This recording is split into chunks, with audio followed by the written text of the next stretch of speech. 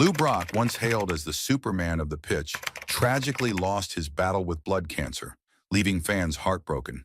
The legendary player, who dazzled on the field with his speed and skill, became a symbol of strength, making his untimely passing all the more devastating for those who admired him. But before we proceed, make sure to subscribe, and while you are at it, hit that subscribe button. Brock faced many health challenges in his later years that tested his resilience and strength.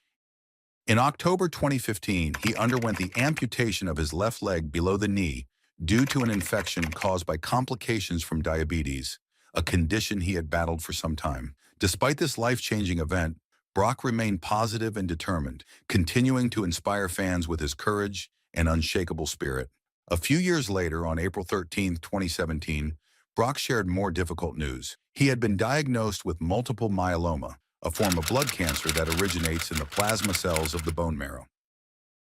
The announcement saddened fans, as the illness posed yet another uphill battle for the legendary player. However, Brock's fighting spirit shone through once again. Just a few months later, on July 28, 2017, Brock and his wife joyfully announced that doctors at Mercy Hospital had given them hopeful news. Blood tests revealed no detectable cancerous cells. Brock shared that the cancer had been steadily declining, a sign of his strength and determination to overcome. Sadly, Lou Brock's health struggles came to an end on September 6, 2020, when he passed away at the age of 81. The loss left the baseball world mourning the man who had been a symbol of excellence on and off the field. Brock's career was nothing short of extraordinary, but even legends aren't free from moments of controversy. One such moment occurred during Game 5 of the 1968 World Series, a pivotal match between the St. Louis Cardinals and the Detroit Tigers. The play in question became one of the most debated moments in World Series history, involving a split-second decision that would follow Brock for the rest of his life. In the fifth inning, with the Cardinals clinging to a 3-2 lead, Brock found himself on second base. When a single was hit into left field, Brock saw an opportunity to extend the Cardinals' lead and took off, sprinting toward home plate. It was a bold, aggressive move, showcasing the same daring that had made him a star on the base pass. But instead of sliding into home, a move almost universally considered the safest way to avoid a tag, Brock opted to run straight through the plate, attempting to beat catcher Bill Freehan with sheer speed and force. What followed was a collision that left the fans, players, and even the umpires debating what had just happened. Freehan stood firm, blocking the plate as Brock barreled toward him. The umpire, Doug Harvey, ruled Brock out, stating that he had failed to touch home plate. Brock, however, was adamant that he was safe and believed he had brushed the plate with his foot as he crossed. Many spectators, watching the play unfold, sided with Brock, convinced the umpire had made the wrong call. Yet the decision stood, and the Cardinals lost a crucial chance to pad their lead. The decision not to slide added fuel to the controversy. Sliding was, and still is, considered the most effective way to avoid a tag in situations like this.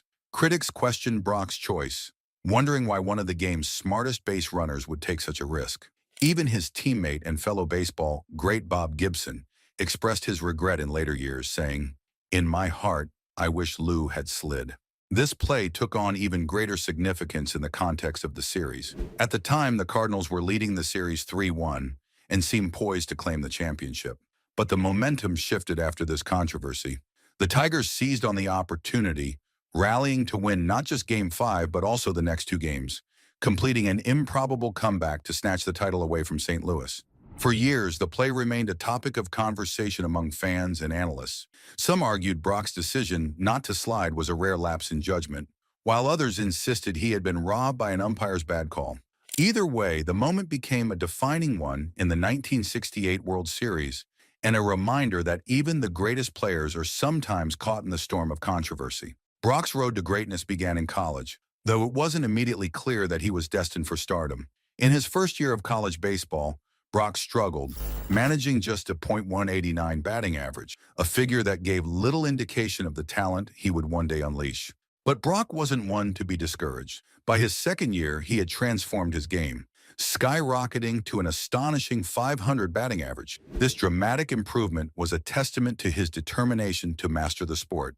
Southern University, where Brock played, saw great success during his time there, winning the National Association of Intercollegiate Athletics Baseball Championship in his junior year. Brock's performance earned him a spot on the United States baseball team for the 1959 Pan American Games, a major milestone in his early career.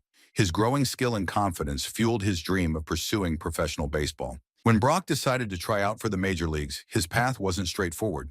He traveled to St. Louis with hopes of joining the Cardinals, but fate had other plans. The scout who had recommended him was in Seattle signing another player, Ray Washburn.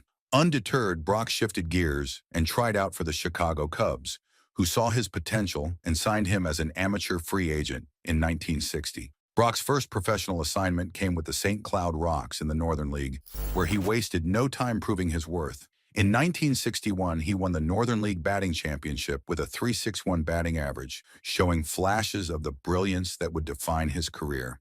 By September 10, 1961, at just 22 years old, Brock made his major league debut with the Cubs. In his rookie season of 1962, Brock gave fans a glimpse of his immense talent. He became one of only 4 players to hit a home run into the center field bleachers at the old Polo Grounds in New York since its 1923 reconstruction, a feat that placed him in the company of legends like Babe Ruth. Despite his occasional displays of power, Brock was never considered a power hitter. Instead, his speed and base-running instincts quickly became his defining traits. Yet Brock's early years in the majors were far from smooth. Playing as a right fielder for the Cubs, he struggled to impress, hitting a combined .260 over his first 2 seasons. Management grew impatient with his development, and by 1964, the Cubs were ready to part ways with him. On June 15th, Brock became part of a trade that would change his life and the course of baseball history. The Cubs sent Brock to the St. Louis Cardinals in a deal that many initially viewed as a coup for Chicago.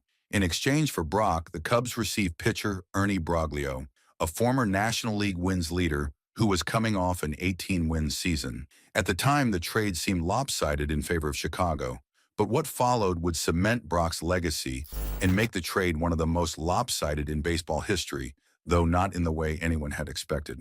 Upon joining the Cardinals, Brock's career took off. Moved to left field, he immediately made an impact, hitting .348 and stealing 33 bases in the remainder of the 1964 season. The Cardinals, who were struggling at the time of the trade, surged to win the National League pennant on the final day of the season. Just 4 months after the trade, Brock played a key role in helping the Cardinals defeat the New York Yankees in the World Series. While Brock thrived, Broglio's career faltered. He won only 7 games for the Cubs before retiring in 1966. The trade, once seen as a win for Chicago, became a testament to the value of speed, determination, and raw talent. Brock's arrival in St. Louis marked the beginning of a new era for the Cardinals. In 1966, he ended Maury Will's 6-year reign as the National League's stolen base leader, swiping 74 bases that season. Over the next 9 years, Brock led the league in stolen bases 8 times, cementing his reputation as one of the game's greatest base stealers. But Brock wasn't just about speed. He was also a skilled hitter, capable of igniting rallies and delivering clutch performances. In the 1967 World Series against the Boston Red Sox, Brock hit .414, scored 8 runs, and set a record with 7 stolen bases, leading the Cardinals to another championship. The 1968 season brought another National League pennant for the Cardinals, with Brock leading the league in stolen bases, doubles, and triples. In the World Series against the Detroit Tigers, Brock was electrifying, hitting .464 with 6 runs scored and 7 stolen bases. But the series also featured a pivotal moment that would haunt Brock. In Game 5, he attempted to score from second base without sliding and was thrown out at home, a controversial play that shifted the momentum. The Tigers rallied to win the series in 7 games, leaving Brock and the Cardinals to wonder what might have been. Beginning in 1969, Brock entered one of the most productive stretches of his career, recording 6 consecutive seasons with 190 hits or more. He perfected his base-stealing technique, pioneering a rolling start that made him nearly unstoppable. In 1974, Brock shattered Ty Cobb's single-season stolen base record, swiping 118 bases. That year, he also finished second in the National League MVP voting, narrowly missing out on the award. 3 years later, on August 29, 1977, Brock made history again by breaking Cobb's all-time stolen base record of 892.